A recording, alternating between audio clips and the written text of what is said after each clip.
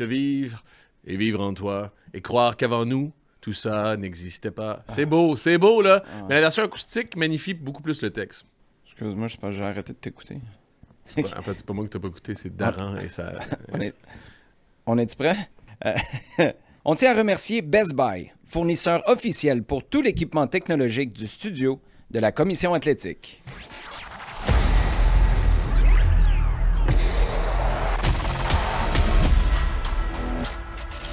Au fond des filets.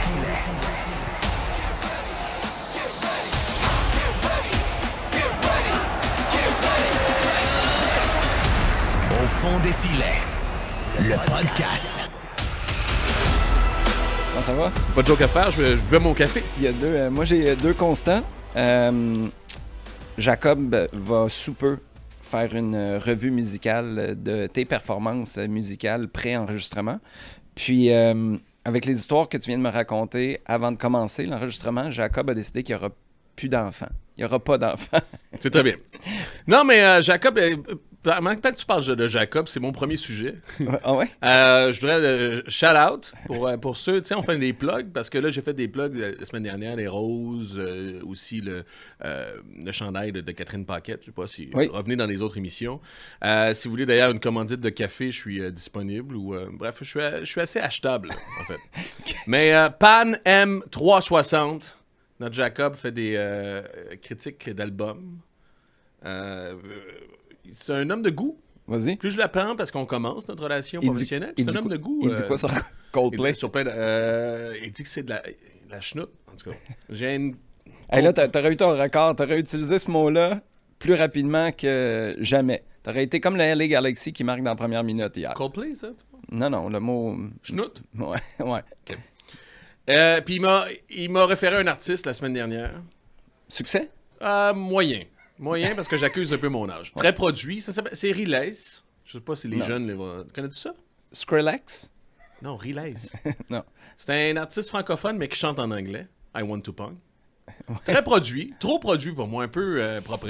Je scratcherais sans... Ça veut dire quoi, ce trop produit? Ben, c'est parce que c'est comme sa Mercedes est un peu à des mecs pimpés, puis est un peu shiny, puis huilé. Moi, je scratcherais à part de côté de temps à autre.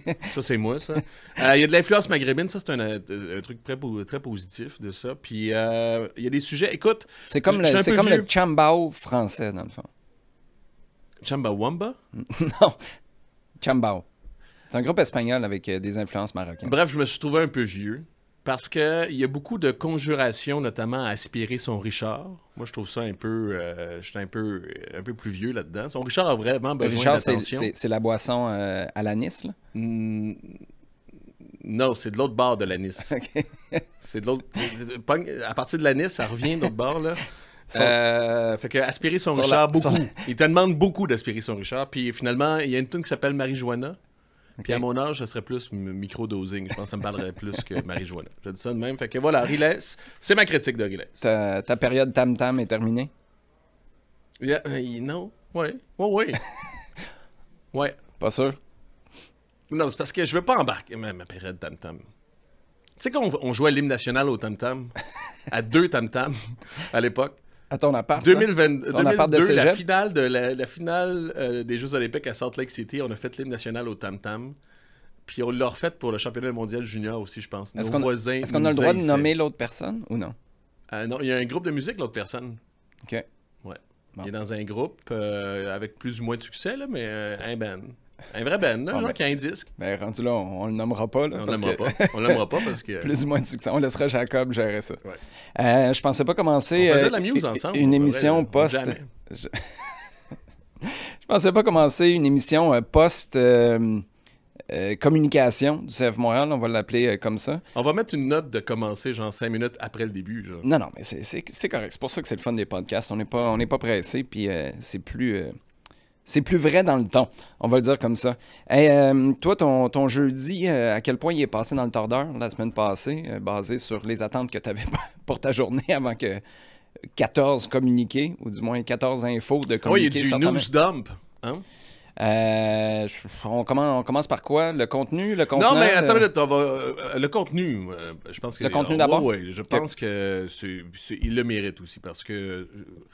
Oui, il le mérite parce qu'ils font un travail, du moins je pense que Gabriel Gervais fait un travail très honnête et très appliqué aussi depuis le début. Mais ça. D'ailleurs, c'est une qualité, peut-être même un défaut, on y reviendra aussi. Mais bon, il a parlé de l'annonce de la structure, c'est ça qui m'intéresse le plus dans tout ce qui a été fait dans ce jeudi-là, au-delà des entraîneurs qui ont été congédiés, ou du moins remerciés, et des joueurs qui ne reviendront pas aussi, parce qu'on en a amplement parlé des joueurs qui ne reviendront pas, puis on l'avait aussi vu il y a de ça un mois même.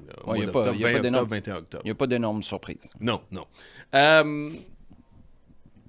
Écoute, c'est un design unique, sa structure aussi. Il a vraiment décidé de changer cette structure-là. C'est trop ou pas assez produit, ça? C'est beaucoup produit. Ça t'enfarge un peu. D'ailleurs, le communiqué est un peu une série de phrases creuses, un petit peu. Puis de la façon dont tu nous l'as présenté. On va y aller tout de suite, d'ailleurs, parce que moi, j'aurais été très... tiens, on va revenir sur ta communication. La mienne? Non, mais ça aurait été... C'est un design unique en MLS, on va le dire comme ça. Qui avait été préparé la semaine d'avant. D'ailleurs, ça, chapeau, parce que je pense que ça a été... je trouve que c'est obligé d'avoir été calculé, là, cette histoire-là, d'avoir un article dans la presse qui présente Lucas Simone. Bravo. Parce que ça a fait en sorte que pour monsieur, madame, tout le monde, ça venait peut-être un peu moins champ gauche de voir que ces deux gars-là se retrouvaient avec des titres quand même importants là, de directeurs principaux. D'accord. Pas d'accord? Oui. Je trouve que ça... Nous autres, on est proches, on est collés sur l'arbre. J'avoue. Oh, non. Mais je trouve que c'est le B.A.B.A. aussi. Ils l'ont fait. Ouais, mais on va pas revenir là-dessus. Okay. Mais le B.A.B.A. est pas toujours au rendez-vous. Je vais rester dans la structure. Et je vais justement... On parle de phrases dans l'alambiqué, moi t'en faire une. Au lieu d'une arche où tu as une clé de voûte, puis si tu l'enlèves, tout s'écroule... et ça, c'est intéressant aussi. Et moi, je retiens beaucoup ça. Gabriel Gervais a dit, je fais une structure... Attends 2 secondes. Jacob, savais-tu c'était quoi vraiment une clé de voûte? C'est ça, moi aussi, je viens de l'apprendre. Je serais curieux de savoir... Non, mais je comprends l'idée, mais là, je viens de savoir c'est quoi exactement. Oui. J'ai étudié en histoire. Là, j'en ai vu quelques-unes des arches. C'est-à-dire, c'est une arche. C'est fait en... L'affaire que tu mets dans le milieu pour que les deux poids s'en aillent... Exactement. Puis la clé de voûte, c'est ce qui est au milieu. C'est la pierre qui est au milieu. Si tu l'enlèves, tout s'écroule. Merci. Non, j'apprécie. Tu l'as bien utilisé. J'apprécie énormément. Brunch. Ben, c'est ça. C'est une structure qui est, bon, on va dans le néoclassique, hein, c'est des piliers, dans le fond. Ouais. C'est plus grec comme structure. Il y a plein de piliers. Puis ça, j'entends ça parce que c'est un des problèmes du CF Montréal. Parce qu'on n'a pas bâti sur grand-chose. On parle d'expertise, souvent expertise Olivier Renard, sportive. c'est un bon exemple. Ben oui, il est parti, puis il est parti avec toute son expertise aussi. Il n'a pas laissé grand-chose. Puis dans la culture d'entreprise, dans la façon de faire, on recommence souvent à zéro. Ouais. Là...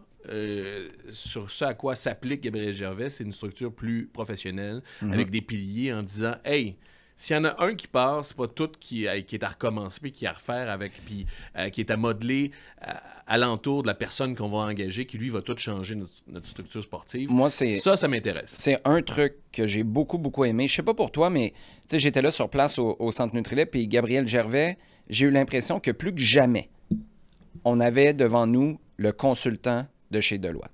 Le gars qui avait fait l'inventaire, l'audit de ce département-là, qui a segmenté les choses. Tu parlais je sais pas c'est quoi le mot que tu as utilisé tantôt, là, mais un gars très... Clé de voûte. Très rationnel. Ça, c'est des mots.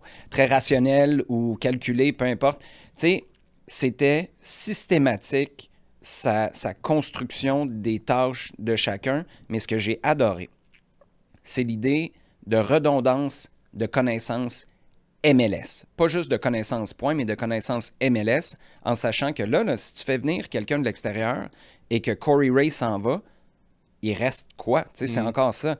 Et d'être protégé d'un départ, je pense qu'on s'est probablement rendu compte à quel point ça reposait sur Olivier Renard et qu'à son départ et celui de Vassili Krimanzidis, on se retrouvait avec pas grand-chose. Ça a dû être ça le constat de Gabriel Gervais, et te protéger en ayant des vases communicants, un travail d'équipe, appelle ça comme tu veux, même si moi j'ai les doutes sur la collégialité, de savoir que s'il y en a un qui part tu es moins vulnérable que tu l'étais quand Olivier Renard était celui qui tenait la patente au complet. Je trouve que c'est vraiment, vraiment intelligent. C'est exactement ça quand je te parle de clé de voûte versus les piliers. Il y en a un qui part, c'est pas tout qui s'écroule aussi. Puis l'autre affaire dans ce que tu as dit, c'est qu'il a insisté là-dessus. Et là, j'ai de la misère à voir, on parle de recrutement. Tout le recrutement est là, mais il semble dire, quand il parle de recrutement, il parle à l'international aussi.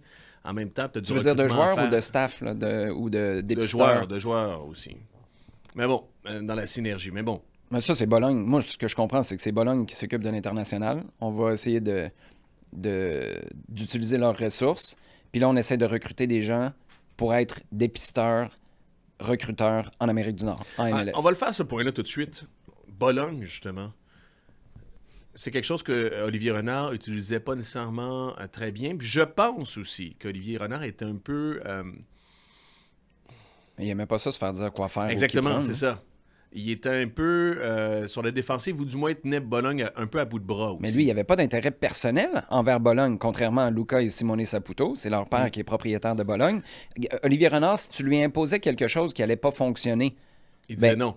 Il disait non ou il offrait de la résistance parce qu'au final, c'était son nom et le recrutement qui venait avec. Il défendait aussi, dans une certaine mesure, son équipe, son jardin. Oui, mais lui, pas juste son équipe, lui personnellement. Luca Saputo, à partir du moment où tu essayes quelque chose entre Bologne et Montréal, tu essayes quelque chose entre deux propriétés familiales, c'est pas du tout la même dynamique que quand Olivier Renard était là.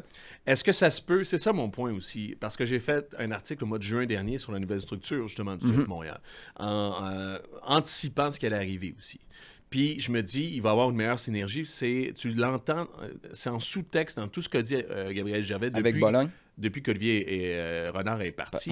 Il y a, dans le sous-texte, on veut améliorer notre cohésion avec Bologne. C'est niaiseux parce que ça fait tellement longtemps. Rappelle-toi à l'époque où... Ça fait 7 ans qu'on dit ça, non? Te rappelles-tu à l'époque où c'est pas Nahuel Paz? Non, attends une minute. Il y avait un défenseur à l'époque. Ça a pris 2 semaines... Bologne pour était que Nick dessus, Montréal DeSantis et Bologne se rendent compte qu'ils négociaient avec le même gars. Puis que le même gars faisait monter les enchères avec Bologne et avec Montréal. Ouais. On est loin de la cohésion et de la synergie qu'on existait. Bref, ma question est celle-ci. Nomme-moi un club où ça fonctionne, la synergie, en MLS. Parce que, nommer, là, il y a... Je vais te les nommer, de toute façon. Vas-y. Colorado a une équipe sœur. On va dire, c'est Arsenal. Chicago a une équipe sœur, Lugano. DC United, un propriétaire qui est minoritaire, je pense, avec Swansea. Les Red Bulls sont dans l'entité Red Bulls. Le NYCFC dans le City Group, avec Manchester City notamment, mais plein d'autres aussi propriétés. Et on pourrait rajouter, mais ça compte pas, là, San Diego, parce qu'on ne sait pas ce qu'ils ont fait ou ce qu'ils vont faire encore. Les 2 équipes de New York. Ouais. Ouais. City peut-être plus avec des membres du staff. City dans le recrutement de gros joueurs comme Thales Magno, des joueurs de 19 ans qui ont du potentiel. Mais Thales Magno est pas arrivé... Du Brésil? Ouais. Mais il était-tu avec un... Je pense qu'il était dans le collimateur de Citigroup, quand on parle de base de données aussi, puis de façon de recruter. Mais moi, pour City, c'est davantage Patrick Vieira qui arrive de City qui coach. Nick Cushing était... ça fait 9 ans qu'il est dans le Citigroup. Donc, je pense qu'à ce niveau-là, puis l'aspect coaching est vraiment important. Moi, je te dirais qu'il y a une synergie qui est intéressante. Après, les Red Bulls, est-ce que ça fonctionne toujours? Non. Mais est-ce qu'il y a un genre d'ascenseur où tu fais graduer des joueurs, où tu utilises... Moi, je te dirais que oui. Et en fait, là où je te dirais oui, c'est qu'il y a une identité commune. Ouais. Tu sais, il y a une façon... Les Red Bulls, leur succès, ça fait quoi, 17 ans qu'ils sont en série, là? Est-ce que c'est vraiment relié... Là, tu es en finale de l'Est. Oui. Est-ce que c'est vraiment relié au groupe des Red Bulls? Sandro Schwartz, tu dis au niveau du choix d'entraîneur, moi, je te dirais c'est un entraîneur qui vient du CRU, dans une certaine mesure. Oui. Qui était dans le réseau, du moins qui était connu dans ce réseau-là. Mais moi, je te dirais... Mais ça, c'est intéressant parce que c'est pas parce que c'est des clubs sœurs, tous les exemples que tu viens de donner, que tu es obligé de fonctionner puis tirer ta valeur du même endroit ou de la même façon. Les Red Bulls, pour moi, c'est l'identité. La pédale dans le tapis, c'est ta manière de jouer qui fait en sorte que, en étant jeune, puis ça fonctionne peut-être encore mieux en MLS parce que cette énergie-là, surtout depuis que tu as décidé d'aller beaucoup plus jeune avec ton effectif qu'à l'époque de Thierry Henry, ça marche. Pour City, c'est peut-être plus les têtes pensantes, les entraîneurs. Mais il y a une valeur ajoutée à faire partie de la famille. Tu sais, d'avoir cette façon-là commune de voir les choses ou de concevoir les choses. Je suis désolé, entre Bologne et Montréal, ça n'existe pas, là, ça, en ce moment. Mais mon point, en fait, c'est à quel point, justement, tu peux maximiser une association comme ça, à quel point une synergie peut être intéressante. Parce que mon point, ultimement, c'est que c'est une bête, la MLS, totalement différente de ce qui se fait en Europe. Puis je pense que longtemps, puis encore à ce jour, les gens en Europe ne mesurent pas la complexité ou la différence nord-américaine aussi. Ben, regarde, ça, c'est un. Regarde Xavi arriver pour coacher Messi l'année prochaine. Il va comprendre. C'est Mascherano qui vient. C'est fait, là? Oui. Ah, j'ai pas... C'est des rumeurs, mais je sais pas si c'est confirmé, mais Mascherano, il n'a jamais coaché, hein, qui est juste le U23 puis U21 de l'Argentine. Regarde-le prendre une débarque. Si Jordi Alba était surpris du format des séries, là, Javier, attache ta tuque. 2 points, OK, par rapport à ça, la synergie. Donc, justement, on l'a jamais vu. En fait, la différence nord-américaine n'a jamais vraiment été bien comprise, à mon avis, par les pendants européens. Et 2... Tu veux dire à Bologne ou de manière générale? En général, dans MLS, moi, je te dis. Là, parce que c'est ce qu'on veut faire aussi. Parce que c'est un point où CF Montréal peut se démarquer aussi en ayant un club sœur. Il n'y en a pas beaucoup, puis ça pourrait être un avantage. Je t'ai nommé les autres équipes. À quel point tu peux en tirer un avantage de tout ça? Puis la deuxième affaire, c'est qu'il y a plein de mécanismes en MLS qui mettent des freins à ça. Aussi. Il n'y a pas moyen de faire un prêt sans argent aussi, ou un prêt où tu ne comptes pas sur la masse salariale aussi. Non, mais juste la réalité d'une équipe réserve. En Europe, là, tu montes ton gars, tu le fais jouer avec l'équipe pro, c'est fini. Ouais. Ici, il faut que tu signes un contrat à court terme. Tu as le droit à quoi? 2 contrats à court terme dans une même saison. Après, il faut que ça devienne un joueur à part entière de ta première équipe. Ça, là, juste dans ta manière de gérer les jeunes, c'est 2 mondes complètement différents. Mais juste pour vous donner 2 exemples. D'ailleurs, c'est arrivé au CF Montréal. Bologne voulait prêter un joueur à 0$ au CF Montréal en disant prenez-les en attendant, puis faites-le jouer aussi, puis il ne coûtera rien. Ouais. La MLS a refusé que ce gars-là soit à 0 sur la masse salariale, ce qui est plus ou moins comprenable au niveau du sportif, ou du moins parce que si tu faisais ça, écoute, tu prendrais une équipe à Bologne, t'enverrais à 0. Bref, tu comprends. Surtout avec la masse salariale. Il a fallu que Montréal fasse des représentations en disant « Hey, on va le prendre à 0 ici ou enlevez-nous de l'argent sur la masse salariale parce qu'il y a une équipe, on pourrait l'envoyer en Corse pour 0$ aussi, la même affaire. C'est quoi l'avantage? Tant qu'à l'envoyer dans n'importe qui, on pourrait le garder dans les mêmes principes. Mais il n'y a pas de cap salarial. Exactement, il n'y a pas de cap salarial. Fait qu'il y en a qui ont été payés, n'ont pas été payés par Montréal, mais qui valaient quelque chose sur la masse salariale. Exact. Ça, c'est peut-être pas un problème, mais c'est un twist. Mais ça change quoi, ça, au final? Ça change quoi, sachant que ta masse salariale, il faut que tu débourses? De ce que je comprends, les masses salariales, c'est un pôle d'argent que tous les propriétaires doivent mettons l'équipe corse, là, mettons, si on prend un autre, c'est peut-être corse. pas lui, là, mettons Joaquin Sosa, mettons. Ouais. On l'envoie à l'équipe corse, on paye son salaire. Là. On l'envoie en Corse eux autres, ils l'ont pour 0$ dans leur championnat. Oui, je sais. Mais ici, il arrive ici. Mais ça sert à quoi de vouloir l'avoir pour 0$? Parce que de toute façon, cet argent-là, c'était Joey Saputo. Ma compréhension, c'est que le pool de budget de toutes les équipes, c'est les coachs, les propriétaires qui allongent au début de l'année. Puis, à partir de là, tu travailles. Tu peux échanger de l'argent à gauche et à droite. Mais tu l'as payé de toute façon, ce montant-là? Tu sais, que tu l'ailles à 0, puis les technicalités deviennent plus complexes. Tu peux pas, ce 200 000 $ que tu mets sur Sosa, là, ou virtuellement, tu peux pas le remettre sur un autre joueur, donc renforcer ton équipe. C'est ça. Comme une équipe corse aurait fait, mettons. Mais c'est pour ça qu'il compte. Ben oui, parce que là, tu pourrais à l'infini ajouter des gars à 0. Exactement. Okay. Ouais. Puis, mais en même temps, fait que tu le payes, dans le fond, ça change rien. Ou du moins, la MLS a arrangé quelque chose avec un salaire moindre dans la masse salariale que son vrai salaire à ce joueur-là, parce que il y avait un avantage. Du moins, ils ont prouvé que l'équipe corse l'aurait pris à 0. Ouais. Puis l'autre affaire, c'est Austin Trusty aussi. Je sais pas si tu te rappelles, il était au Colorado, il était vendu à Arsenal, puis il est revenu aussi en MLS. Ça a été étudié non pas seulement par Montréal, mais par plusieurs équipes, à savoir comment, justement, on pouvait faire ce transfert-là. Les deux, c'est le même propriétaire. Exactement, c'est Kroenke. Puis ils n'ont pas, le Colorado, ils n'ont pas d'avantage nécessairement sportif à faire ça. Tout ça pour te dire, c'est un peu long, là, les exemples, mais tout ça pour te dire que tu mets beaucoup d'efforts dans cette synergie-là. Quels sont nécessairement les retours de tout ça? La question reste à voir. Puis ça a pas... En même temps, Gabriel Gérard pourrait dire, justement, ça n'a pas été maximisé en MLS. Ça pourrait être un point, un pilier fort pour Montréal, justement, pour un avantage fort pour Montréal dans le marché pour se démarquer aussi par rapport à ça. Mais c'est difficile à faire. Puis ce serait admirable de le voir de cette manière-là. En même temps, tu sais, on parle... T'en as nommé plusieurs, là, des clubs qui ont des affiliations, qui ont des clubs sœurs, frères, cousins, whatever. Il n'y en a pas beaucoup qui sont capables de vraiment se donner un méga avantage compétitif avec ça. Non. De dire, nous, on va le faire, puis on va travailler, on va investir toutes nos énergies là-dedans parce qu'on va être le club de MLS qui va débloquer cet avantage-là. Pour moi, je le vois un peu comme on est le club de MLS qui va être capable de former des kids de l'académie sans MLS Next Pro. Mm-hmm. Je veux dire, qu'est-ce qui fait qu'ici, on est à ce point-là au-dessus dans notre savoir, dans nos opérations, dans notre méthode pour faire ce que les autres font pas. Puis après, tu veux pas toujours dire, le voisin n'a pas été capable, moi, je serais pas capable non plus. Mais c'est qu'il y a tellement de chantiers en ce moment de faire de Bologne.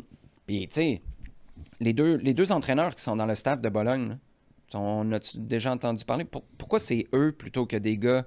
C'est pour rapporter des infos à Bologne? C'est pour amener un savoir qu'on n'est pas capable d'avoir ici en MLS?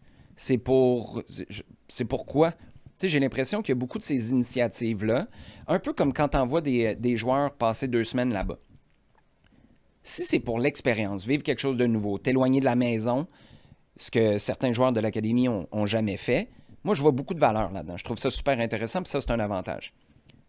Mais si c'est pour avoir l'impression qu'en 2 semaines, un gars de l'académie va passer d'un joueur X à un joueur X plus parce qu'il a passé 2 semaines en Italie, j'achète pas ça. Si c'est pour l'envoyer là-bas, pour que les yeux de Bologne nous disent des choses qu'on n'est pas ou nous offrent des constats qu'on n'est pas capable d'avoir ici avec les gens qui sont à l'académie, j'achète pas ça non plus. 1, parce que c'est pas vrai qu'on est à ce point-là ignorant ici. Et 2, ils connaissent pas la réalité MLS de toute façon. Donc, moi, j'aimerais ça qu'on commence à nous la décortiquer, la fameuse synergie. C'est un mot qui est garoché. Je commence un peu à le sentir comme à l'époque où on parlait... Non, mais c'est les bases de données, en gros. Les bases de recrutement, les listes de recrutement. C'est juste ça. Mais qu'on arrête de parler de synergie. On utilise leur pôle de recrutement puis leur fichier Excel. C'est pas de la synergie, ça? Ben, c'est une... tu pourrais payer n'importe qui dans le monde. Mieux. Pierce Bougaille, notamment, là. C'est des gars qui étaient sur les listes de Bologne. OK. Ils n'étaient pas sur les listes de Montréal du tout. Mais c'est pas de la synergie, ça. C'est de la sous-traitance. Non. Je veux dire, moi, parler de synergie, en même temps, c'est des échanges raisonnable de penser qu'ils ont une grosse base de données à travers le monde. Ouais, mais va voir c'est difficile. Mais va voir Il y en a qui recrutent avec Football Manager. Non, je comprends, mais ce que je veux dire, c'est que moi, la synergie, ça va bien au-delà de ça. C'est pas, hey, qu'est-ce que tu as dans ta base de données? Parce que tu pourrais, tant qu'à faire ça, tu n'es pas obligé de te payer Bologne.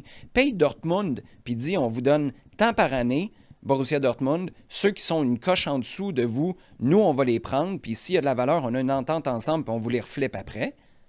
Pour moi, ça, c'est pas la synergie, c'est la base d'utiliser les mêmes ressources. Mais c'est... Ouais.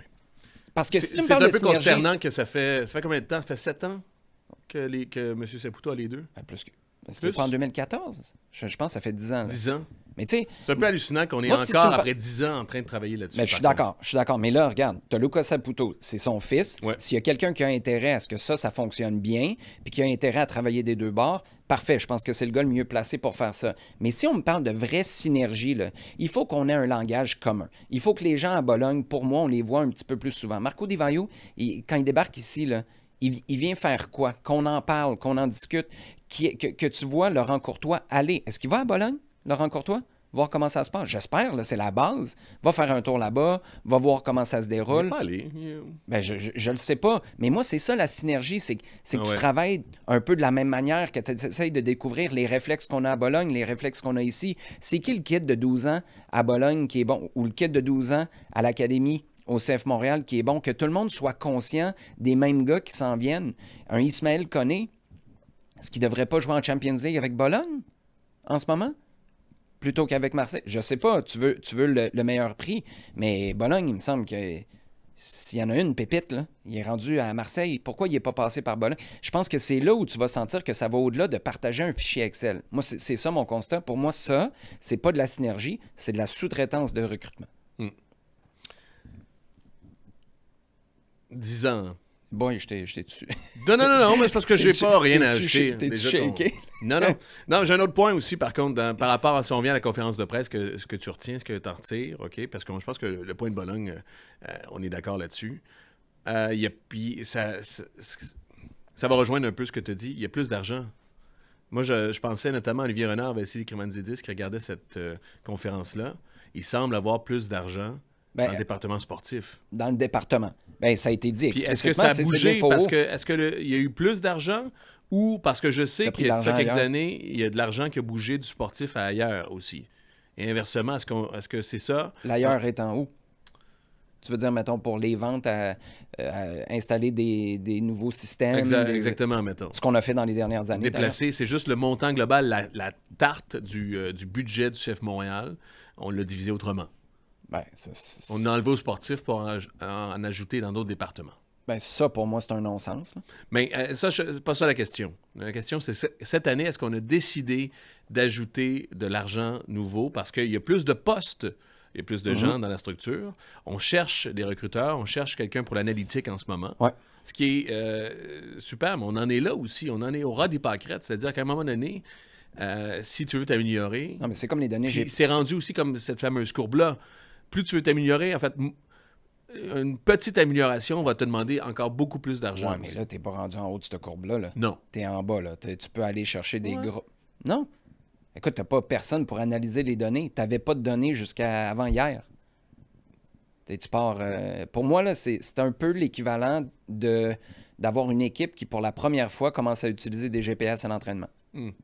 C'est un peu ça. Puis c'est pas une critique, là. C'est un constat qu'on a fait. Gabriel Gervais a agi là-dessus, a décidé de mettre en place, je ne veux pas dire un département, là, mais une manière de récolter. Non, mais il semble avoir une mise à niveau parce que tu regardes les autres structures, notamment Toronto, qui ont beaucoup plus d'argent, ils ont plus de recruteurs, eux. Ouais, là, on est rendu à, justement, on va aller chercher des recruteurs nord-américains. Oui, je comprends. Mais moi, ce dont je parle pour l'analytique, c'est pour continuer l'analogie avec les GPS. Tu sais, tes GPS, là, ils sont extraordinaires quand tu sais quoi faire avec cette information-là. Ouais, puis cette personne-là, pour faire de l'analytique, là, ça prend quelqu'un qui a de l'expérience ou qui est vraiment prometteur, un genre de Vassili Krimanzidis à l'époque, la première fois où il était à l'Impact de Montréal avant de partir à San Jose et finalement revenir. Mais c'est une grosse job, là. Tu ramasses pas ça sur le coin de la rue sur Sainte-Catherine. Est-ce qu'il y a plus d'argent parce que... Il va en avoir. Il va en avoir. Il semble avoir plus d'argent. Ça, je ne le sais pas, parce que Sénéfo a posé la question, puis je pense que c'était intelligent. D'ailleurs, parenthèse, félicitations à Sid et son Cannes Football Club, à Nicolas Landry du RDS.ca et Tony Marinaro, les trois qui étaient... Qui ont reçu le prix hommage Jean-François Théotonio. Oh. Non? Oui, exactement. Mais Jean-François ne l'a pas gagné l'an passé? Non? J'ai déjà dit. Il l'a gagné la même année. Nous autres, on l'a gagné à TVA Sport pour nos 10 ans. Je pensais qu'il nous honorait pour nos 10 ans. Mais ça, c'était l'an dernier. Oui. Et en même temps aussi, l'autre gagnant, c'était Jean-François Théotonio, que ça faisait 6 mois qu'il couvrait CF Montréal, puis il est parti en une sabbatique de 6 mois aussi.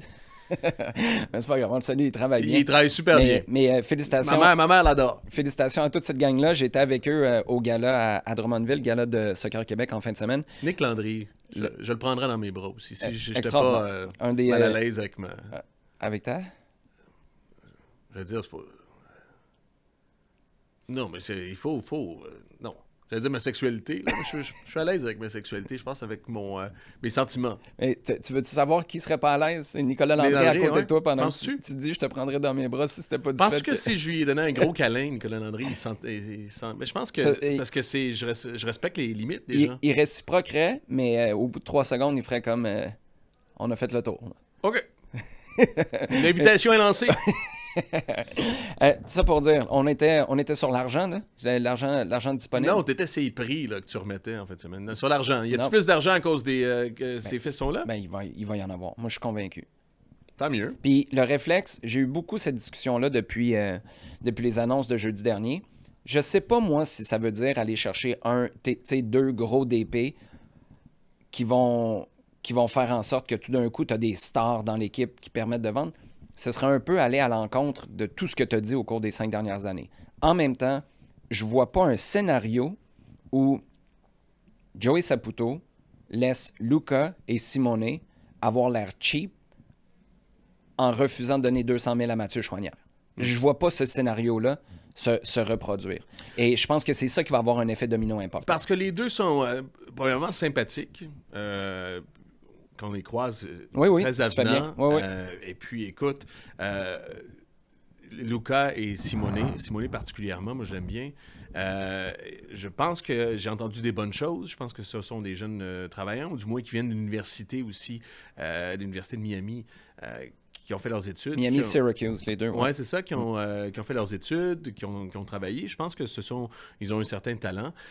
L'autre chose, c'est sûr, c'est juste le narratif. C'est jeune, pareil. Non, c'est ça. Ça, je vais en venir. 24 ans pour t'occuper de l'académie. La méthodologie. De l'effectif. Ben, pour Simone, c'est le plus jeune des deux frères. C'est chapeauter l'académie, t'occuper du budget de l'équipe première, puis gérer le plafond salarial, l'effectif. C'est là que je veux en venir. Deux choses. Wow. Parce que, est-ce que dans le narratif, il y avait cet article d'Alexandre Tu faisais quoi à 24 ans, toi? Il y a une espèce de...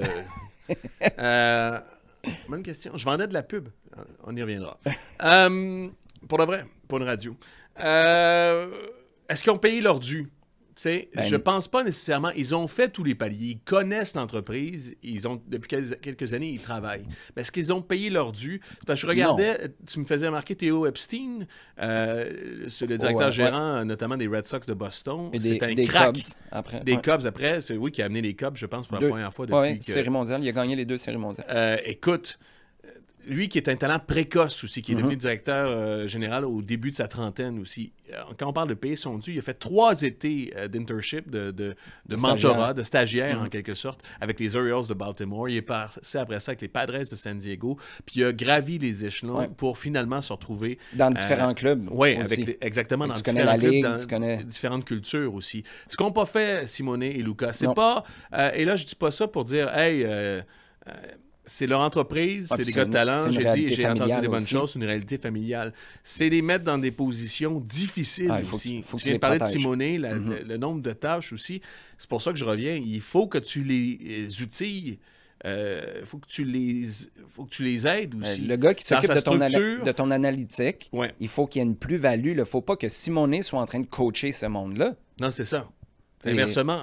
Puis j'espère que la structure pour eux, parce que c'est des mettre dans des positions, on parle de les mettre des positions pour réussir, ils ont un gros défi devant eux. Ils connaissent la structure, ils connaissent la bâtisse, mais est-ce qu'ils sont prêts justement à être des super entrepreneurs, des super gérants? On prend Theo Epstein, ça a pris du temps, même si c'est un talent précoce. Puis on parle là, du Maradona, du Sidney Crosby, du top là, des gens des gestionnaires de sportifs. Bref, est-ce qu'ils sont dans une position pour réussir? Je leur souhaite. Bien, à long terme, moi, je pense que oui, ils sont dans une position pour réussir, mais je vois ça comme j'ai toujours vu les produits de l'académie. Il faut que tu leur donnes le temps, il faut que tu les encadres. Ouais. Il faut... même chose. Moi, je pense que le gars le plus important dans tout ça, c'est Corey Ray. C'est lui là, qui a le savoir en ce moment. C'est lui qui a les réflexes MLS. C'est lui qui a les réflexes. Mais il est vert aussi, hein? Ouais, mais c'est comme... Il n'a jamais été directeur sportif, Corey Ray. Il est moins vert.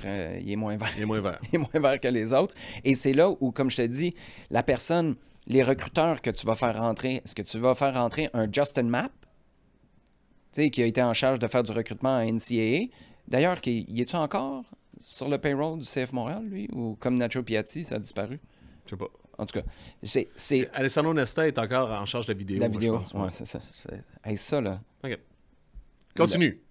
Ce que je veux dire, c'est que je pense que ça te prend des gens avec de l'expérience dans leurs postes respectifs, recruteurs, analytiques, pour être capable d'accélérer la courbe d'apprentissage de Simone et Luka. Ça, c'est vraiment, vraiment important. Puis l'autre affaire, j'espère que la dynamique, sachant que c'est les fils du propriétaire, les neveux des propriétaires. Le directeur du recrutement, c'est aussi dans la famille de M. Saputo. Oui, c'est le beau-frère de Joey. Là où je veux en venir, c'est il ne faut pas que les gens autour soient des yes-men non plus.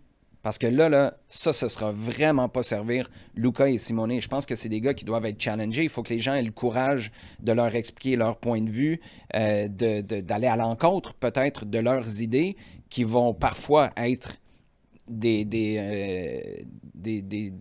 éléments qui viennent de Bologne.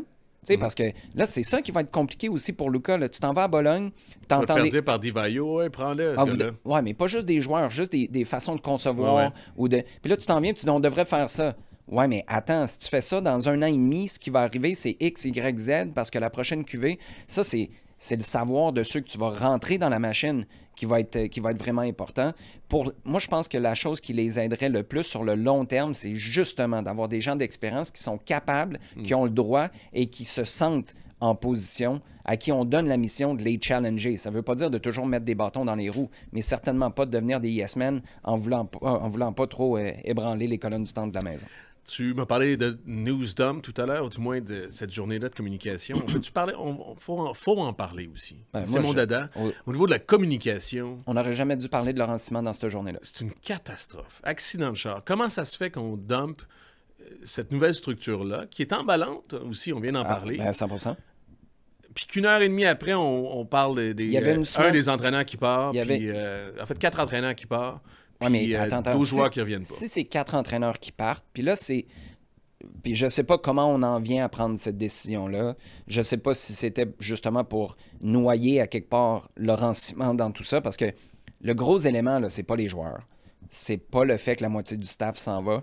Il n'y a pas grand monde à Montréal qui était vraiment, vraiment attaché à Barthélemy Delecroix, à Luca Bucci, Romuald Pézère. Tu sais, je veux dire, c'est des gars qui sont dans le giron de l'équipe, mais ils sont pas très connus. Le nom, c'est Laurent Simon. C'est peut-être ça que C'était la première question de la conférence de presse en plus. Ouais, moi, c'est la première question que Martin Lemay m'a posée à BPM. C'est la première question qu'Yannick Bouchard puis Fred Plante m'ont posée. Je pense qu'à dessein, ils ont fait ça pour enterrer cette nouvelle-là. Ben, je le sais pas. Je vois juste pas l'intérêt de dire quoi que ce soit d'autre puis mettre le spotlight sur quoi que ce soit d'autre que Corey Ray, directeur soccer, Luka et Simone Saputo, directeurs principaux. Pourquoi tu mets pas le spotlight là-dessus? Tu as eu les Roses, tu as eu Annie Larouche la semaine dernière, il y a 2 semaines, qui disait d'ici Noël et d'ici le début de la saison prochaine, on va égrener, on va rester dans l'actualité. Mais ça me semble, c'est pour ça que je dis que c'est un accident. C'est le b.a.-ba de la communication. Allez voir l'Instagram. C'est même trop simple. Allez voir l'Instagram des Roses de Montréal. Aux 3 jours, tu as une nouvelle. T'as quelqu'un, puis c'est sûr, ils partent de zéro, là, fait que t'as peut-être plus de matière, mais moi, je comprends pas. Et si c'était pour couler, parce que c'est peut-être ça l'autre réflexe, mais ça allait sortir. Qu'est-ce qu'on s'en balance?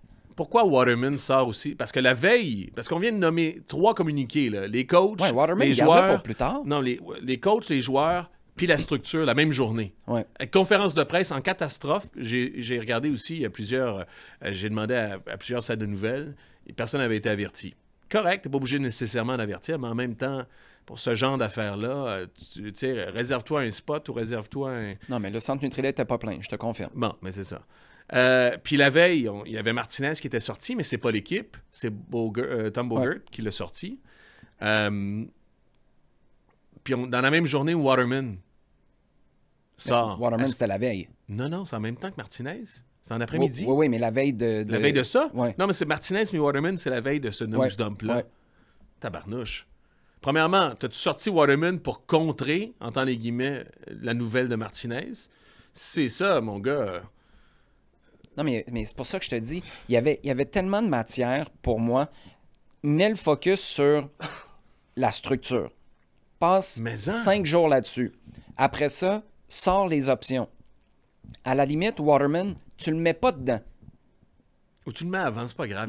Tu as raison, non, mais tu vas égrener une recette. Ben oui. Mais tu as raison, l'affaire, c'est que tu sacs pas ça à 1 heure d'intervalle, 3 grosses nouvelles de même, dans un moment où tu veux te rendre à Noël dans l'actualité, à moins que tu ne veuilles pas être dans l'actualité puis que tu veux pas qu'on te parle. Moi, puis même à ça, puis juste, j'allais dire là, aussi, dans la façon de communiquer, Gabriel Gervais, il est bon puis on l'aime. Là. Puis il a été bon. Il était bon. Mais en même temps, est-ce que il a voulu expliquer ces 4 points de structure? Mais tu as bien trop d'éléments à Mais non, expliquer. mais là, y a-tu quelqu'un qui s'en rappelle ces 4 points de structure? Je les ai notés pour vous, on pourra les MLS. reprendre. Mais c'est pas très excitant pour le commun des mortels à qui tu t'adresses à ce moment-là. Non, mais l'histoire, c'est pas ça. L'histoire, c'est les deux fils de Joey sont là. Les 4 piliers de sa structure, le recrutement, la synergie, c'est quoi, le recrutement, la MLS, l'analytique, puis l'académie. Tu viens les expliquer ici, là, tu t'assois, puis les nerds, puis ceux qui suivent le CF Montréal au quotidien vont aimer ça. Mais le grand public, il s'en fout. C'est pas trop excitant, les 4 piliers. Oui, mais t'as raison, mais on se fout pas du fait que tu as une nouvelle génération de Saputo qui a les 2 mains dans la poutine du soccer à Montréal. C'est ça, l'histoire. Oui, exactement. Puis c'est une belle histoire, là, tu sais. Oui, il y a du bagage, là, avec la famille Saputo, l'impact, les anciens, tu sais, au fil des ans, là, mais je pense qu'on a fait un gros ménage là-dedans, puis ça s'est amélioré depuis 2019. Puis là, tu as une nouvelle génération qui arrive. Pour moi, c'est ça, là, mur à mur là-dessus. Puis Luca et Simone en ont pour combien de temps avec juste cette vague-là que tu peux surfer, où on peut les découvrir. On peut apprendre à connaître leur parcours, leurs ambitions. Oui, tu as eu l'article d'Alexandre Pratt, mais écoute, l'article, ça résume pas 24 et 27 ans, respectivement. C'est pas tout le monde qui a lu Alexandre Pratt non Exactement. Plus. Tout le monde devrait, mais c'est pas tout le monde qui... On a fait c'est pas tout le monde qui sait lire. J'ai fait une demande, d'ailleurs, pour avoir Luca et Simone à l'émission. J'ai hâte de voir ce qu'on va faire, parce que là, tu as une opportunité en or, parce que dans 3 semaines, là, peut-être que ça va être la semaine prochaine, il y a des décisions qui vont avoir été prises. Puis là, le focus devient plus sur « Hey, vous, là, cette période-là, vous arrivez au monde, finalement, d'un point de vue business, affaires, entrepreneuriat. Vous rentrez officiellement dans la business familiale. Ça vous fait quoi? Comment vous... Il y a encore quelques semaines de ça. Après, ça va être contrat de Samuel Piette, contrat d'un tel. Pourquoi vous avez recruté tel ou tel entraîneur? Je sais pas. Je comprends pas pourquoi on n'a pas surfé là-dessus, qui est, à la base, tu as raison de le dire, une super belle histoire à raconter. Puis là, c'est quoi? C'est Martinez s'en va, qui sait qu'il va marquer 13 buts l'année prochaine. Puis Laurent Simon, on était attaché à lui. Pourquoi il est parti? Tu sais, je t'ai dit, qu'est-ce que tu en penserais s'il n'y avait pas de directeur sportif? Ouais. Je vais juste dire ça pour Dr. Foot. Parce que j'ai pas dit... Je dis jamais, moi, on me chuchote à l'oreille, parce que ça me chatouille. Ça me chatouille un peu. Pas... Hey, une autre affaire aussi. Là, tu viens de régler un dossier duquel que j'ignore. Là. C'est ça. C'est correct de même. Là. C'est correct. Je ne demande pas d'explication, mais... Ignorance is bliss. C'est ça qu'ils disent, Clé de les voûte. Chinois, je pense. Clé de voûte. En passant, juste, Laurent Simon. On peut-tu retourner là-dessus, sur les coachs aussi? Ouais. Laurent Simon, est-ce que remplacer une légende par une autre légende? Patrice Bernier? Oh, C'est ça? Je sais pas. Non, mais c'est ça ton point? Ouais, peut-être. Moi, ce que je trouverais intéressant avec Patrice, pour avoir eu des échanges, puis je suis certain que tu as eu des échanges qui vont dans ce sens-là, avec Kai Kamara, je pense, lui, sur les dernières saisons de sa carrière, c'est un gars qui comprend la différence entre un kid de 23 ans, ce que tu lui demandes, tes exigences, sa manière de se gérer, ou parfois son incapacité à se gérer, il faut que tu l'encadres plus, puis des vétérans. La liberté ou la confiance ou l'autonomie que tu dois leur offrir, d'être capable de gérer leur propre charge de travail, leur propre préparation, etc., leur personnalité aussi. Moi, je pense que Patrice Bernier serait un énorme ajout pour ça. Puis je pense que c'est quelque chose qui a été mal fait cette année.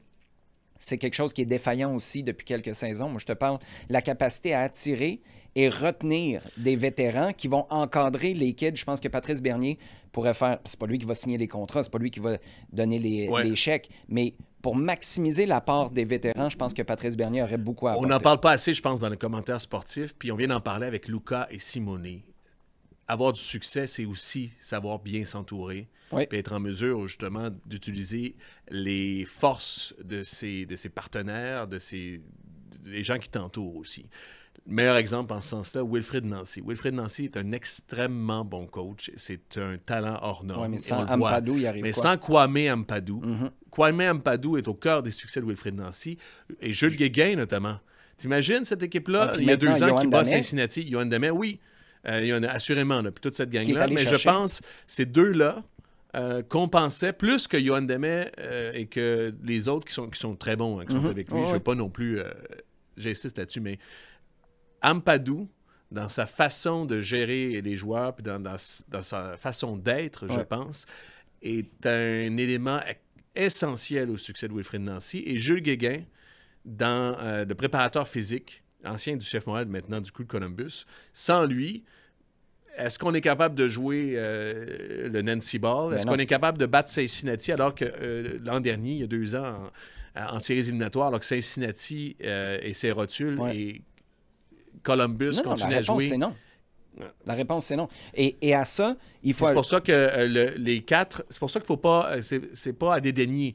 Les 4 qui partent présentement, préparateurs physiques, et je pense que Laurent Simon, c'était aussi la caution, genre, j'ai joué, on parle de Patrice Bernier, puis son travail avec les vétérans ou comprendre un vestiaire, les dynamiques d'un joueur. Ce sont 2 piliers importants pour Laurent Courtois. Attention à choisir avec doigté aussi tout ça. Puis la présence de Patrice Bernier, pour moi, ou d'un profil comme ça, serait d'autant plus intéressante que Laurent Courtois, je pense pas qu'il y a la même finesse de communication que Wilfried Nancy avait, parce que Will est un bon coach, il est bien entouré, mais souviens-toi, à chaque fois qu'il y avait un déclic chez un joueur en 2021-2022, à chaque fois, on se disait, coudonc, il se passe quoi avec lui? Là? On dirait qu'il vient de se passer quelque chose, il vient de passer un plateau. À chaque fois que ça arrivait, qu'on parlait au joueur en question ou à Wilfried, il y avait eu un one-on-one 2 semaines avant. Ouais. Mais ça, c'est pas du travail qui se fait à l'entraînement. Et j'ai hâte de voir de quel genre de profil Laurent Courtois va s'entourer, parce que Gabriel Gervais, la semaine dernière, a parlé d'expérience. Moi, je pense que tu vas aller chercher un gars qui a une grosse expérience sur le terrain ou qui a une grosse expérience dans le coaching. Après, il a aussi dit, on a un entraîneur qui a encore peu d'expérience. On a, puis je paraphrase un peu, là, on a identifié ses forces et les points où il y a peut-être besoin d'aide. Ça va être intéressant de voir. C'est quoi les points où on veut compenser un peu pour Laurent Courtois? Moi, c'est ce que j'aime aussi de la façon de Gabriel Gervais aussi. Ça semble être systématique. Ouais. Puis ça fait longtemps que ça n'a pas été... c'est le côté c'était à l'instinct beaucoup, le oui. CF Montréal, oui. depuis le début. Là, ça semble être structuré, puis ça semble justement être systématique. D'autres points en rafale, peut-être que j'ai retrouvé. Bon, le côté systématique. On a parlé de la CPL, de la USL, améliorer notre MLS rapport Next Pro, oublie ça. Ah oui, mais moi, je parlais du recrutement. Okay. Mais c'est vrai que MLS Next Pro oublie ça. Ça, c'est une autre affaire. Tu veux on sera éternellement d'accord. En même temps, là. Ben, il y a des équipes qui... le Québec Soccer qui vient de sortir. Ouais, je sais. Mathias en parle et le Minnesota sont allés trouver 2-3 gars en USL qui fonctionnent dans leur système puis qui ont maximisé. Dans une optique où tu veux être intelligent par moment. Je veux pas... J'allais dire / cheap, mais je trouve ça réducteur. Tu vas être intelligent et maximiser des potentiels. C'est le buy low. Oui, et maximiser des potentiels. Puis regarde Waterman, meilleur exemple aussi. Puis c'est pas parce que tu es... Puis justement, ça permet à des gars de 22-23 ans d'avoir une carrière puis de déclarer. Aaron Long... Tu as moins de compétition aussi. Là. Ouais. Aaron Long a commencé plus tard dans la MLS. C'est devenu un super joueur puis a gagné défenseur de l'année dans la Ligue, je pense. Mais ce recruteur-là, il est mieux d'être bon. Là. C'est particulier comme profil. Là. Tu cherches en USL... des gars qui vont être capables de venir ici, faire le saut, qui vont... ça devient niché de chez niché. Ça, c'est par tes bases de données aussi, non? Celle de Bologne? Ouais, je sais pas si Bologne a des bases de données, c'est à USL, par contre. L'autre affaire... c'est ça, mais MLS Next Pro, Gabriel Gervais défend beaucoup le bilan du CF Montréal. Quel bilan? Ça te met en crime? Non, mais le fait qu'ils font jouer beaucoup c'est vrai, statistiquement, il y a beaucoup de joueurs formés au club qui ont pris des minutes dans cette équipe. Non, il y a beaucoup de minutes qui ont été jouées. Il y a combien de joueurs qui ont joué? En même temps, quand tu comptes Nathan Saliba... pas si mal. Oui, mais attends, moi, quand tu comptes Nathan Saliba et Jonathan Sirois, c'est sûr que tes minutes vont monter. Non, c'est sûr. Mais en même temps, il y en a combien, même en MLS? Je pense qu'ils se comparent avantageusement. Ils sont dans la moitié du haut aussi. Je pense que c'est un excellent... C'est pas négatif. C'est pas faux, mais c'est du très bon spin. Parce que ce que j'allais dire, c'est qu'il y a plusieurs variables. Puis là, on parle de base de données, puis qu'est-ce que tu veux voir, puis comment tu veux le voir. C'est quoi le point de vue que tu prends? Parce que si tu prends Transfer Market, qui est un site aussi disponible à tout, mais en termes de valeur de joueurs de l'Académie présentement, Montréal, écoute, les premiers, c'est les Sounders, puis le FC Dallas. C'est dans mon texte de Québec Soccer, d'ailleurs. Montréal est 14e dans tout ça. Donc, en plein milieu de la MLS. Donc, il n'y a pas...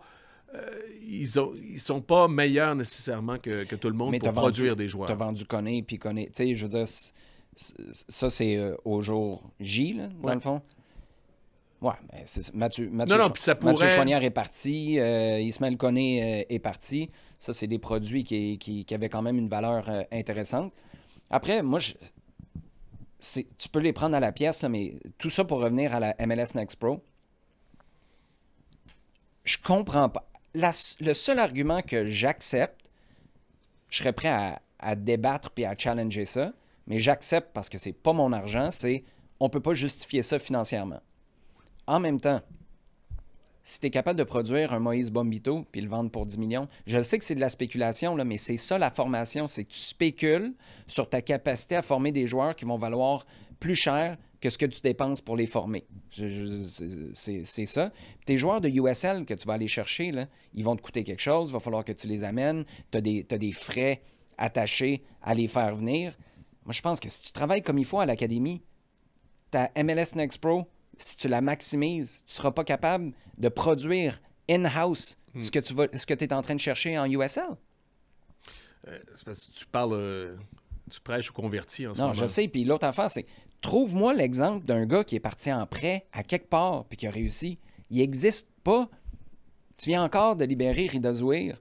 On pourrait faire Rida Zouhir, Sean Rea. Sirois, c'est le seul. Il n'y a aucun joueur de champ. Il y en a 2 qui ont réussi. C'est James Pantemis et Jonathan Sirois. C'est les deux. On pourrait mettre Crépeau aussi. Non, mais Crépeau, il n'a pas été prêté en... Non. C'est pas un scénario actuel. Là. Moi, je te parle là, depuis qu'on a ce système-là, puis Crépeau, il a eu la réserve, il a joué pour le FC Montréal. Puis il a joué pour le FC Montréal. D'ailleurs, une année de FC Montréal, moi, j'insiste beaucoup Jackson. là-dessus. Louis Belangoyette, cette année-là, parce qu'il y a eu 2 années de FC Montréal. Ouais. La première année, qui a été un essai-erreur. L'année d'après, Philippe Lafroy. D'ailleurs, dont on devrait chanter un peu plus les louanges encore. Tu dis?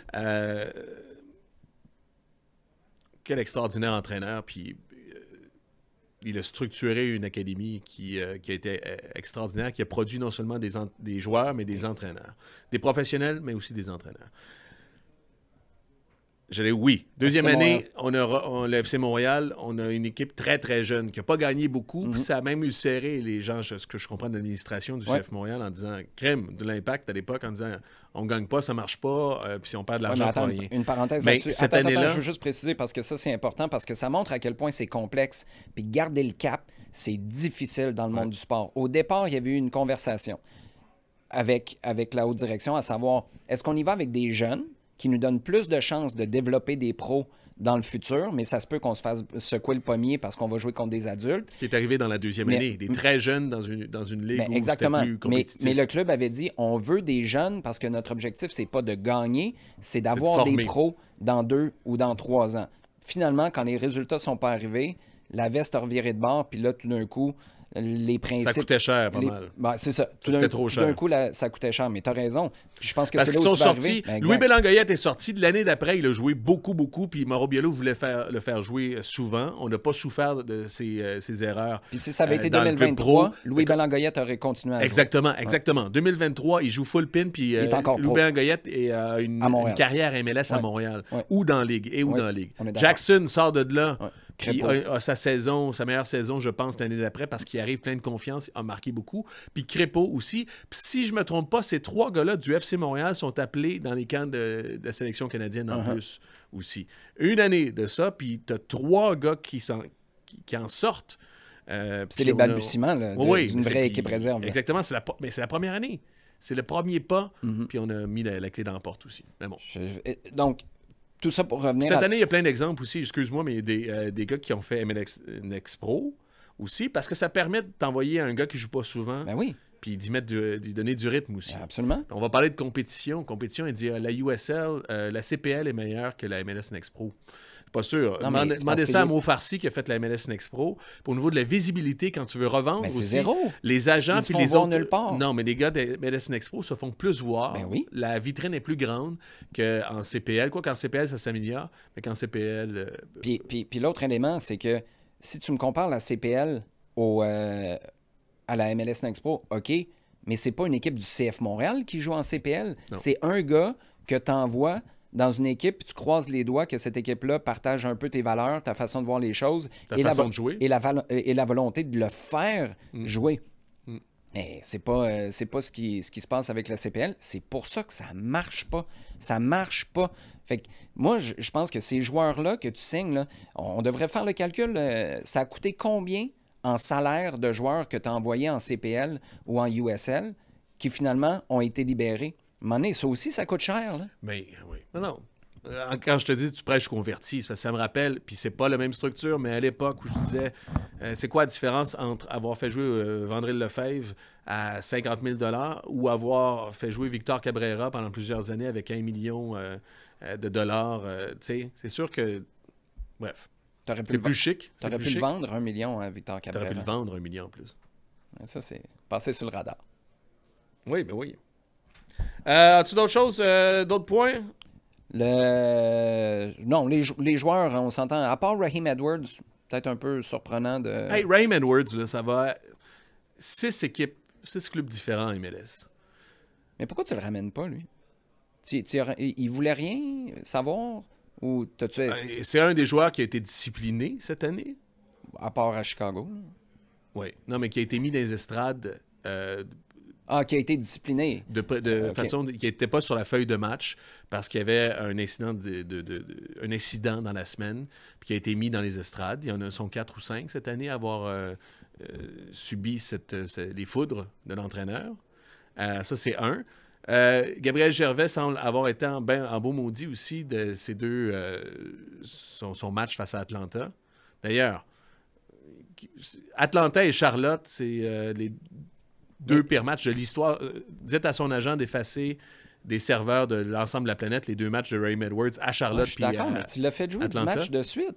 Quand tu avais signé Tom Pierce, c'est ton choix de le faire jouer. Comment tu passes de « Hey, c'est notre gars, on est allé chercher un joueur en Angleterre qui a marqué, qui a offert des passes décisives. » Non, mais la transition n'était pas complétée pour Tom Pierce. Il ne voulait pas le mettre parce qu'il y avait des incertitudes d'un point de vue défensif. Puis moi, je pense que ça se défendait. Edwards a bien fait. Ça va disparaître l'an prochain, ça?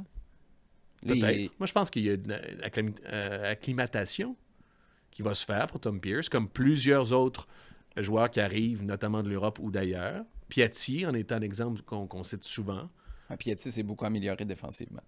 Tu sais que Piatti est devenu vraiment Piatti, à mon sens. Il y a un match contre Chicago. C'était-tu avec Biello? Puis il y a une discussion avec Piatti en disant « Hey, mon gars, t'es bon en attaque, mais pourras-tu mettre le pied de temps à autre ou genre rester devant le ballon 2 secondes? » Il a passé à une... Dos. Uno, dos. Oui, non, mais... tu le sais, ça. Piatti. Ouais, Ils ont dit, là, il faut toucher les 2 bords. Il y a eu un point de bascule parce qu'il n'y a personne qui lui demandait de défendre. Non. Les autres équipes, d'ailleurs, c'était le plan de match. On passe par la droite, hein, mon gars. You, Piatti, passe par là, mon vieux. C'était l'autoroute. Juste pour conclure sur les joueurs, puis ça revient à notre propos de tout à l'heure. Étant donné qu'il n'y avait aucune surprise, Martinez, on le savait déjà. Les gars qui sont partis, est-ce que moi, j'aurais continué à prendre... Attends une seconde. Oui. À garder Gabriele Corbeau, par exemple. Je connais pas les détails, je connais pas sa personnalité, puis tout ça, mais c'est des conversations qui peuvent être relativement intéressantes à entretenir, mais il n'y a rien là-dedans qui pressait. Rien. Pourquoi on a parlé de ça? Joseph Martinez est parti. OK. Jules-Anthony Vilsain est reconduit. Nathan Saliba aussi, on prend leurs options. OK. Y a-t-il quelqu'un qui est tombé en bas de sa chaise à quelque part? Non. Pourquoi on a sorti ça cette journée-là? Oui, exactement. Non, mais pour la communication, on est... Puis là, tout le monde dit 14 joueurs, 14 joueurs. Oui, mais c'est extraordinaire, c'est 14 joueurs, dont Lassila Palainen son salaire, Victor Wanyama son salaire, Joseph Martinez son salaire. Moi, c'est la plus belle affaire depuis le pain tranché là, pour Luca et Simone Saputo. T'arrives, puis t'as tout cet argent-là pour aller recruter. Good. Tu sais, on parle d'analytique. Puis c'est si tu regardais les conférences, j'écoutais une conférence du MIT, là, leur spécial sportif qu'ils font chaque année. Tu veux commencer à compter des cartes au casino? Oui. Non, mais c'est vraiment important. C'est vraiment la nouvelle frontière, là, ça diront certains. Ça fait longtemps qu'on est dans le data, dans le big data, puis tout ça, bref. Mais le plus difficile, c'est de savoir quels chiffres prendre, puis comment les prendre aussi. Ah ouais?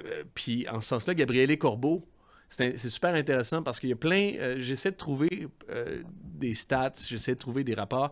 Puis il y a cette stats-là qui vient d'American Analysis, un site web là, qui est disponible en ligne. Puis il y a ils ont, eux, cette variable qui s'appelle Goals Added. C'est un peu l'équivalent là, du WAR, je pense, au baseball, c'est-à-dire combien de buts t'ajoutes. Ta présence contribue à Ta présence contribue positivement ou négativement à un match en termes de buts. Il est à moins combien? Non, c'est le premier. Il est à plus. Gabriele Corbeau est 35e dans la Ligue dans cette statistique-là. Puis le pire, l'an passé, le pire de la Ligue, c'était Bryce Duke. Cette année, Bryce Duke est encore dans le fin fond. Je pense qu'il est avant-dernier encore dans cette stats-là. Et c'est pas vrai que Bryce Duke, il y a 2 ans, et cette année, c'est la même affaire. Bref, et c'est pas vrai que Bryce Duke coûte à ce point-là de but, à mon avis. Mais bon.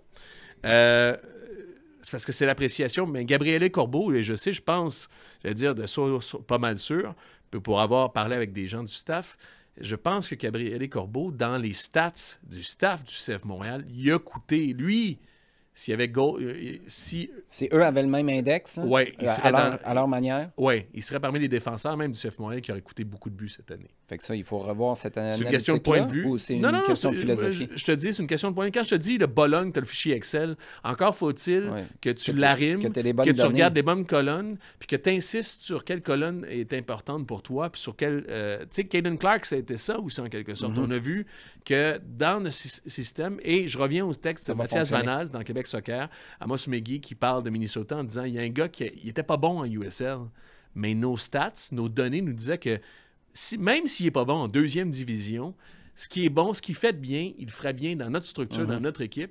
Puis, écoute, c'est Harvey, c'est un des défenseurs. C'est CJ Harvey, Minnesota? je pense. Oui, Minnesota. Carlos Harvey. Ouais.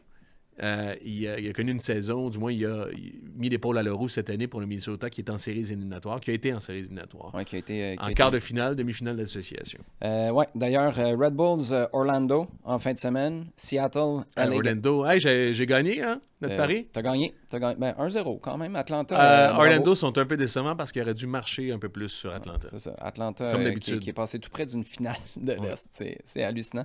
Avant qu'on finisse, as-tu un autre article de Québec Soccer? Non, j'ai rien juste par rapport à... T'as tout plugué, le magazine au complet. Ben oui. Non, mais ils font du bon travail. Quand t'es parisien, extraordinaire. Pour le vrai, puis je pense que c'est des trucs qui sont pas tant consommés, mais il y a des articles de fond qui... en fait, il y a des articles qui, dans notre connaissance soccer, sont des piliers, à mon avis. On parle de piliers depuis le début, tu sais, dans le néoclassicisme. Avant de partir, on parlait de moyenne d'âge. Montréal a vraiment une tu sais, on parlait des jeunes, puis tu me dis... avec New York, Martinez-Wanyama qui s'en vont, là. Non, mais j'ai fait le 11 de départ des Red Bulls, qui était la plus jeune équipe techniquement cette année en MLS. 26 ans. Carballo, là, qui marque un but de Écoute, tout le monde a 28 dans cette équipe-là. C'est pas une équipe si jeune que ça non plus. NYCFC, 25,9. Puis là-dedans, tu as Maxime Morales aussi, qui a 37 ans. Montréal, j'ai fait la moyenne du 11 de départ. OK? Contre Atlanta, 24,36 ans. Écoute, tu es à 24,36, les Red Bulls sont à 26. C'est sur 11 joueurs. C'est une grosse affaire. Juste te dire que le 11 de Montréal est jeune en Titi aussi. Voilà. Ça va monter d'un an l'année prochaine. Ouais, vu de même. Ben non, t'es jeune, c'est ça. Non? On meurt tous à petit feu, hein? Bon, c'est là-dessus qu'on va finir. On s'en va tranquillement. C'est super encourageant. Bon, fait que c'est fini? Veux-tu faire tes prédictions ou pour finir là-dessus? Les finales, les demi-finales? La prédiction, LA Galaxy remporte la patente au complet. C'est-tu la finale de la MLS? Parce qu'on est en demi-finale maintenant. LA Galaxy, Seattle, Orlando, Red Bulls. Je faisais le match du Galaxy hier. Là. Cancel le projet. Là. Okay. Écoute, moi, je l'avais vu. Ils n'ont pas fait les séries l'an passé, mais je les adorais. C'était une équipe qui était la plus agréable à voir jouer. C'est-tu chien un peu qui a volé Peck et Paintsill, si je ne me trompe pas, étaient dans les papiers du LAFC. Ouais. Tu as un gars qui part du LAFC, qui s'en vient au Galaxy. Il dit, nous autres, on les recruterait, ces deux-là. Moi, je les prendrais. Et puis, 6-2 hier. Puis Minnesota n'a pas été mauvais. Will Kuntz, le directeur sportif, pour bien situer les gens, il travaillait pour le LAFC. Exact. Ils étaient en recrutement. Naturellement, quand tu recrutes, tu sais 6 mois, un an d'avance, tu sais ce qui arrive, tu connais les joueurs. Il a été engagé par le LA Galaxy, puis il est allé voler Gabriel Peck, qui était dans les joueurs convoités par le FC. Puis l'autre, c'est Pencil, t'as dit? Non. Ouais, Pencil. Hey, qui a 2 buts. Prédiction, parce que tu viens de parler d'un transfuge. Olivier Renard, il est à Anderlecht. Ouais. Nathan Saliba à Anderlecht. Ouais. Olivier Renard va venir recruter un joueur du CF Montréal dans les 2 prochaines années. Ça se fait, ouais. Un joueur, il n'a pas grand à recruter. Comment se passe cette négociation-là? Ouais, bien. Arrête, là. Tu disais toi-même la semaine dernière. Là, de quoi? Il est encore... il est encore quoi? L'argent n'a pas de sentiment. Non, OK, parfait. Mais dans ce cas-là, tu charges la totale. Lui, il est heureux parce qu'il va chercher un gars qu'il connaît. Je te dis, Olivier Renard va venir recruter un joueur du CF Montréal dans la, prochaine année et demie. Saliba ou qu'il n'y a pas personne d'autre, non? Ben, Ismaël Koné, ça s'est passé en à peu près 3 semaines, là, son ascension. On ne sait pas. C'est Alessandro Biello? Est-ce qu'on te chuchote à l'oreille? On ne me chuchote pas à l'oreille. Ça chatouille. Hey, donne-moi du crédit un peu juste pour l'idée. Là. Très bonne idée. Okay. Non, mais t'as une très bonne idée. Puis t'étais un des premiers qui a dit, puis c'est l'évidence, mais t'as dit Saliba en 2025 qui est parti. Moi, quand je fais mon équipe du CF Montréal, je me dis, hey, faut que je me prépare pour Nathan qui s'en va. Pour pas de Nathan. Bon, yes. Mais là, il faut se préparer pour juste arrêter ça. C'est fini.